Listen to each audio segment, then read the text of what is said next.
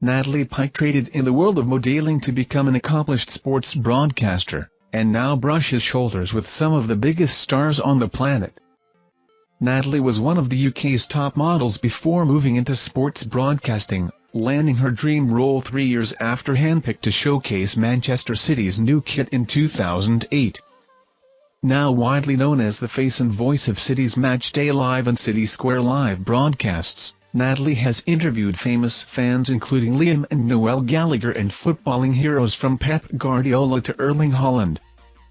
A fan since her youth, Natalie got her first season ticket at the age of 15 when City were still playing their football in the third tier after 2 relegations from 3 seasons. Speaking to Daily Star Sport as City go in search of their own historic treble, Natalie said, "I modelled full-time for 8 or 9 years after I won the FHM High Street Honeys competition, which was huge for me. I got a bit tired of the modelling world and gave it up for a normal job. Shortly after that City got in contact and it just started as a hobby for home games. I was still working my normal job and doing charity fundraising, so it started as a nice distraction. The club had known me after asking me to model the new kit, which must have been in about 2008. I was on the cover of the magazine and that was the greatest thing that had ever happened to me at that point. I always felt more of a natural presenter than a natural model, but I had been just rolling with opportunities. I used to go on red carpets and things for FHM, but nothing in sport.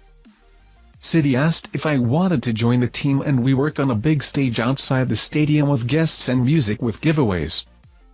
It started just on home games alongside my full-time job until COVID hit the world, which is when I started doing the Matchday Live show, and the numbers on that are ridiculous, into the millions around the world.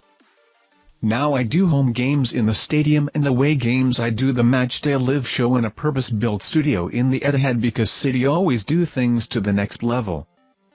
Putting her extended knowledge as well as her degree in film and media studies to good use, Natalie juggles her City role with BBC Radio Manchester weekday show, Talking Balls, as well as BBC radio show, Squad Goals. Despite being in her current role for more than a decade, Natalie still gets a buzz from interviewing giants of football including the manager and new star striker. Natalie added, "With the players you just get the sense of how intelligent they all are and how strong the bond is that they have between them. With Erling Haaland, from his very first interview you had a sense of what he was about and had a feeling about how good he was going to be. He has the connection with the club through his dad Alfie, and he knew exactly what to say to get the fans roaring.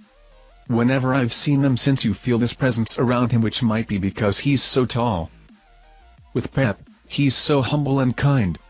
He remembers your name and your situation. I bumped into him in the city centre before and he stopped and had time to talk to me.